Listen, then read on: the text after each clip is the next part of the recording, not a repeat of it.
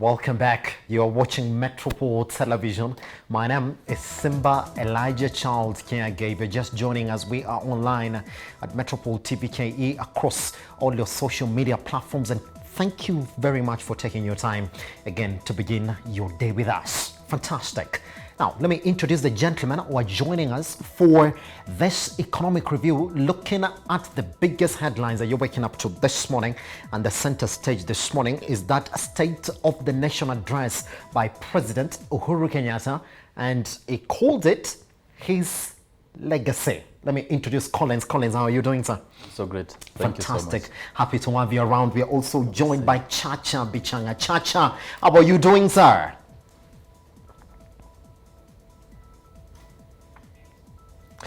Chacha, can you unmute your... Yes. Oh, yes. Thank you. Good morning, Mr. Simba. Happy to have you around, Chacha. Thank you very much for joining us this morning. Fantastic. All right, so let's begin like this. Let's listen in to that State of the Nation address by President Uhuru Kenyatta before we come and talk about it this morning.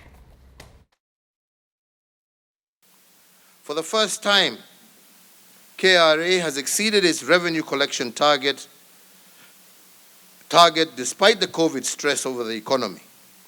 The KRA projected a Kenya shillings 1.5 trillion collection in tax during 2020. They collected Kenya shillings 1.67 trillion, which was in excess of their projected intention. But on this note, I must report on the sterling performance of KRA, not only under the COVID duress, but in the last 8 years of our administration. We made fiscal choices to cushion the economy through a number of economic stimuli. And today I'm happy to go on record in this august house as having succeeded in the choices that our administration made. Because of our fiscal stimuli, today I can report that the impact of COVID on our economy was 14 times lesser than that on the global economy. We also caused the lowering of the central bank rate, the CBR, to 7.25% from 8.25%, so as to prompt commercial banks to lower interest rates applicable to their borrowers and thereby avail much needed affordable credit to MSMEs across our country. We lowered the cash reserve ratio, the CRR, to 4.25% from 5.25%, so as to provide additional liquidity of approximately 35 billion to commercial banks in order to directly support borrowers that were distressed as a result of the economic effects of the COVID-19 pandemic. Pretty much. Let's therefore look at that KRA note that the president actually began his State of the Nation address with. I mean, look at that. That's exactly what he's talking about. If you look at 2020-2021 collection, Yvonne, if you could actually give us that data this morning so we can take a look at it, then you will see that indeed we did, yes. Oh, thank you very much. 2019-2020. All the way to 2020-2021, indeed, KRA did collect that 1.7 trillion, way far beyond what that target was. Again, now, let's look at where we are in terms of GDP growth, and that's exactly what we're talking about. Remember, in 2020, we went into a contraction, indeed the biggest one we've ever seen, negative 5.7% again in 2020, if you look at that as well. But in quarter 3 and in quarter 4, we did start growing, and if you look at quarter 2 of 2021, that's where the president is coming from, saying that indeed we grew by the biggest margin as seen ever in the country's history as well. I mean, for us, that's what makes sense from the State of the Nation address. It did speak about other things as well that we saw the country get into as we got into the COVID-19 pandemic. But he ended his State of the Nation address by saying it doesn't intend to lock the economy again. He chose the economy because he said we are continuing with vaccinating the economy, so that should stand. Fantastic. Collins, let me begin with you now. I mean, your biggest takeaway from the State of the Nation address? I want to make an application on media to the incoming presidents, yeah, to be a speechwriter next in the next government, because that speech was really boring. And 234 pages, wasn't the one it? who was reading it actually admitted that it was boring. And if you see, no, that is the truth. But really, to just give context, legal Yes. context to this, the State of a Nation address is founded in the Article 132 of the Constitution. Yes. And it says there are 3 instances where the president can address the National Assembly. You know, previously when we had the different form of government, presidents used to sit in parliament as members of parliament. You remember Kibaki was the member of parliament of Odhaya, but that since changed. And so the president can address the National Assembly, 1, when it's a new parliament, Yes. when the members have just been elected, 2, when it's every year, he gives a State of the Nation address, whereby the Constitution says he needs to outline how his government in that year has implemented the national values that are founded under Article 10 of the Constitution. So Yes. that is very interesting, because if you look at that speech and you look at it vis-a-vis that sub-article that talks about realization of Article 10, you realize that there is a detachment, because I really did not see that coming out loudly when the president was giving his address. But 2 important things for me was how he bashed the judiciary in the presence of the members of the judiciary. The CJ was there, the president of Court of Appeal was there, and other members of the judiciary was there. You remember when he was talking about the attack with regards to the BBI judgment, and saying the things that were there, as much as to him were rosy, that they are going to still be implemented with the next government. He believes so. And again, he defended the militarization of parastatals, that you see a lot of appointment of members of KDF into parastatals. He said that by giving an example of KMC and saying how it has realized 1 million turnover daily. And he kept saying, you ask yourself where that money was going previously, and he's the head of state. You need to come out and explain to us, is he quoting corruption and telling us that this money was going to corruption, and now what have you done to seal the loopholes, and what are you doing Yes. to look after the people who are stealing the money? I mean, have you reported them to the different agencies that are in charge of that? And I did not see that clearly. But when it comes to the economy, I want to laud him for saying he's not going to close the country, because people are speculating with the new variant that has come out, Omicron.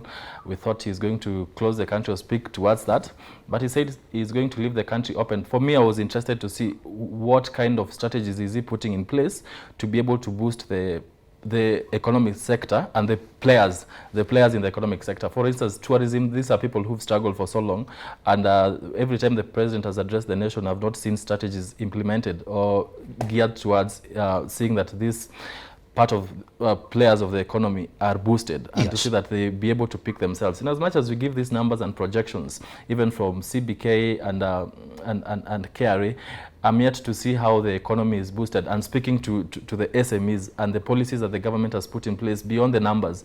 And beyond the numbers, to me, we need to see a report and saying that these are the people that this, we give statistics and say, he said that the cash program that we kept giving the people who are needy, how the turnaround that it has had. We want to see the number of people that program reached to, the kind of impact the program has had. Are you going to give money to people for 5 years? No. You be able to see which kind of businesses did they start and how are the businesses doing, because you cannot constrict the economy. You cannot, the banks cannot even issue loans to SMEs, and you're still giving money. I don't know, partly 12,000 to people who are not doing well, and yet you are saying that is that's an achievement for you. But finally, I think for him, it was more of his legacy and outlining the kind of achievements that he has done, because he's soon leaving office, and it was not about complying to that section of to that article of the Constitution. Pretty much. I'll be asking you on exactly what you pick out to be the legacy of our President Uhuru Kenyatta.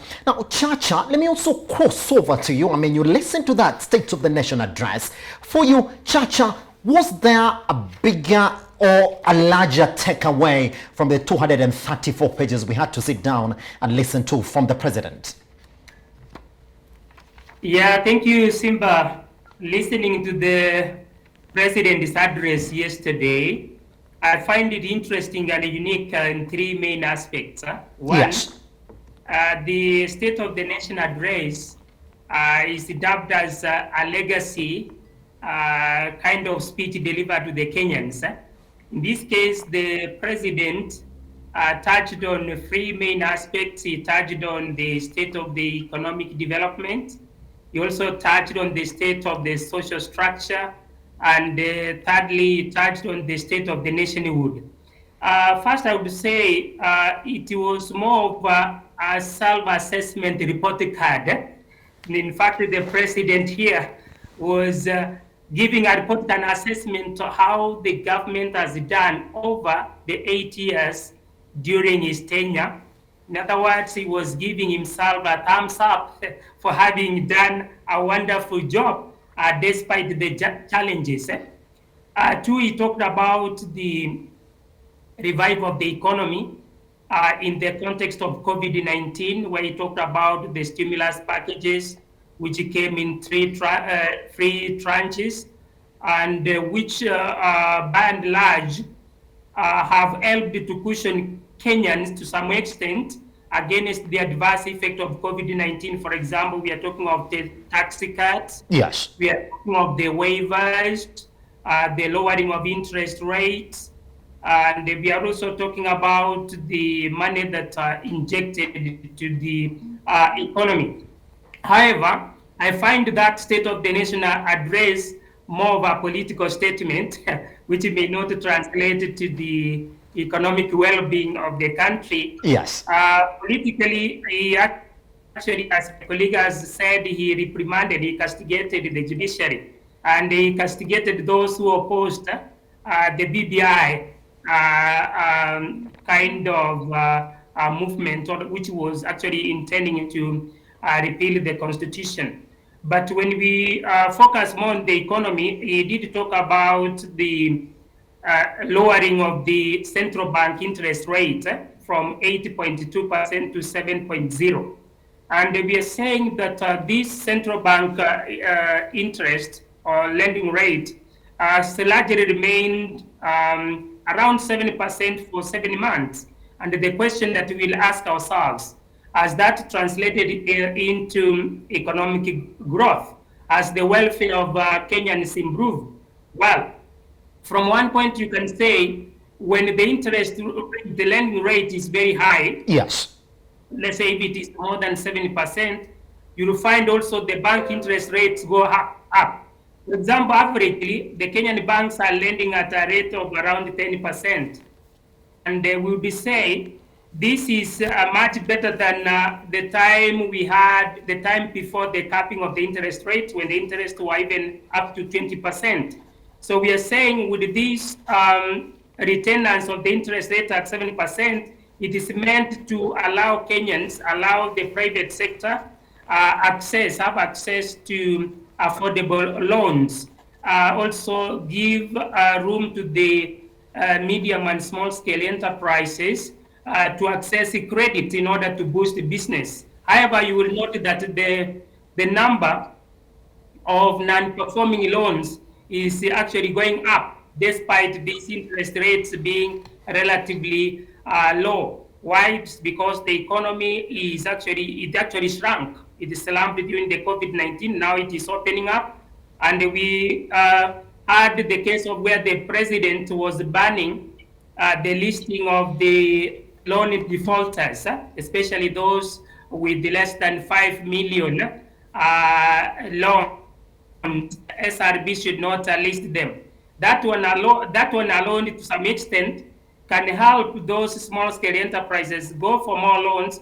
Also, on the other hand, that is still not enough. People who have already been beaten by the adverse effect of COVID-19, really, when you actually institute that kind of measure, still you will find some still may not. Even if they are not listed SRB, they may not still be going for loans, because majority of the Kenyans access credit for consumption. That's why we have a high uptake of the digital loans. These mobile money loans are very high, and purely they are meant for consumption. So what we can say, the president here is kind of realizing that his term is coming to an end, and he had to make a political statement to win the support of Kenyans. Thank you, Simba. Pretty much. All right. Now, Collins, let's get to the gist of it then. And I would like to start from KRA.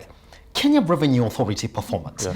It was a bit interesting for us to see the president celebrate the performance of the Kenya Revenue Authority. I mean, when you look at that data, you like to think that that should not be the focus for the president's State of the Nation address, because we are celebrating getting more tax from an ailing economy. I mean, if we go back to 2020, 2021, again, that GDP performance, and when you say that indeed we ended 2020 with 0.3% contraction, and then 2020 as well is when we saw the biggest contraction again in the history of the country. Talk to me about that. Should we be celebrating Kenya Revenue Authority's performance as opposed to celebrating the growth of the economy? I think for me we should not. But you know, for the president, he wants to speak hope to people and tell people that for the first time KRA has realized its targets. And so for the people out there, they want to imagine that the economy is doing so good. That's why KRA has realized its target, and that for the president is part of his legacy. You know, it's about speaking about the achievements that the government has done, not going back to the backdrop and looking at what has happened to the economy. How is the economy at the moment looking like? Yes. And you know, Chacha has talked about a very important thing: the delisting of defaulters, loan defaulters by CRB, Metropole CRB. Yes. You know, now small SMEs and small scale lenders are now forced to go to these unregularized, or rather this I don't want to call them illegal, but these lenders that are not even regulated, the ones that they are called Shylocks or something like that. Now they are forced to, they shrink themselves to go to Shylocks. The banks now cannot issue money to these small scale people because they know after they've defaulted, there's no that security for them, because the security previously was the listing of you, that you're listed at a CRB and now you cannot access other loans, and that was security for them. And CRB can now start following up with you and see how you pay back. But now they don't have such kind of a safety net for them. And so for me, I think in as much as it's a rosy thing and it sounds so beautiful to people as part of the realization of a president, I don't think, for me, when you look at it economic wise, it's a good achievement.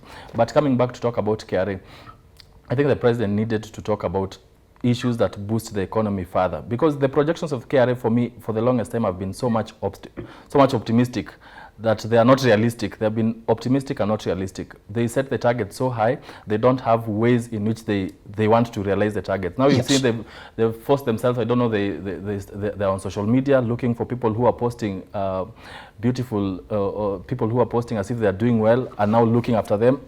You saw how they tried with the digital taxation and all the manner of things that they overtaxing Kenyans. And you cannot now be speaking about overtaxation of Kenyans as a way to see that, as a way of celebrating the growth of, as a way of celebrating the growth of economy. Kenyans are hurting. You need to look at how you're overtaxing the people and how the economy is still doing bad for you to see how you're going to get Kenyans out of it. For me, it would have been beautiful if KRA has not realized its target, but the economy is doing well. That for me would be a celebration or a milestone, so that we can now go back and look how are people now going to pay taxes, because you keep talking about Kenyans paying taxes. And some Kenyans, the ones that are boosting the economy, are illiterate. They cannot log into the systems of KRA and fill the returns. Or some of them don't want to fill the returns. They'll keep filling nil returns. And so you cannot use that as a yardstick of saying the economy is doing well for me. Yes. All right. Just before I cross over to church, I'm going to ask you about this as well, because, well, this was a legacy, sort of State of the National address, the Big Four agenda. Collins, is it a thing that we can look, because that was his promise. We might have the next government from 2022 who will come in and say, well, for us, we don't recognize the Big Four agenda. But the Big Four agenda for President Uhuru Kenyatta's government, has he done something that we can look back and say, well, yes, we can see some progress here, but we can see some progress somewhere else as well? I have a problem with the promises of this government or how they have fulfilled their promises. Yes. My problem is we cannot substantiate what they keep saying, because and you realize the speech that the president gave is a copy-paste of every time he makes an address to the country, where we have holiday celebrations and all that, national holidays, all that. When he gets a chance to speak to the country, more or less what he has given yesterday is what he keeps saying, but just with increased statistics. For instance, this issue of, I don't know, we've tarmacked 90% of roads that have been ever done since independence. I mean, I want to see how can we substantiate such things, because Yes. you cannot just be talking about we've tarmacked 13,000 kilometers of road. It did say, though, that he's performed better than any other president we've ever seen in this country. I mean, that is really subjective, because we've been in this country and we know that's a big lie. Honestly, really, I wanted to see the president talk about debt repayment, such a thing like that. How are we managing our debt, for instance? These things of saying, for instance, he mentioned the healthcare, with regards to healthcare as one of the pillars of Big Four. He talked about Linda Mama. You're saying now we have a program where women are covered insofar as maternal health care is free, Yes. but then your spouse is running across the country talking about Beyond Zero, that she's equally doing the same program that you're doing. This is just a presidential pronouncement. It's not anchored in law. For instance, this Linda Mama thing is not anchored in law. And remember, I think last week we were sitting in health committee and we were trying to we are trying to look at the programs that the president has set in place, and I think there was a proposal, there was a legislation that they are coming up with a legislation now to secure a thing like Linda Mama, Yes. now to be anchored in law. You'll go to hospitals. For the longest time, the courts have been saying detaining patients in hospitals is illegal. But you go to hospitals where patients are detained. Even doctors of high reputation have been detained in hospitals because they cannot be able to pay. They cannot be able to pay their bills. But the Yes. president, when he talks about the healthcare in this country, you'll think things are so rosy. It's not so long when in this country we were looking at COVID and looking at how a county, for instance, I think it was Saya County, that had just one bed.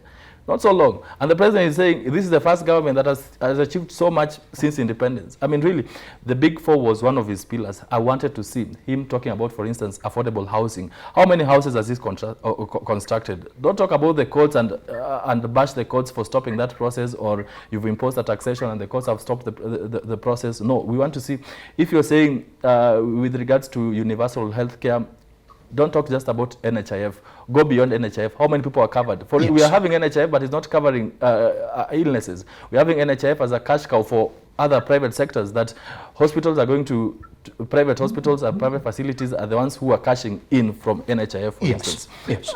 For me, really, I did not see the president talk more on the implementation of Big Four and his promises that he said he has achieved, his legacy. I want to see a critique of his legacy. Pretty much. He has talked about opening contracts, for instance, with SGR. That has never happened. I wanted to see a discussion. For me, if I was the president, his State of his Nation address should have been a town hall discussion. People criticizing, asking him questions. What about this? You said this and this and this. This is still happening. Why is it the case? That was not seen. Pretty much. Chacha, let me also talk to you about that just in 3 minutes before we take a short break and come back and continue with a critique of that State of the Nation address. I mean, Chacha, if indeed it was a legacy address for you, from when you said it this morning, Chacha, then we have to look at the Big Four agenda. Has he done anything for you that can qualify him as the best performing president among all the presidents that we've seen in this country? Yes, thank you. That is indeed an interesting question.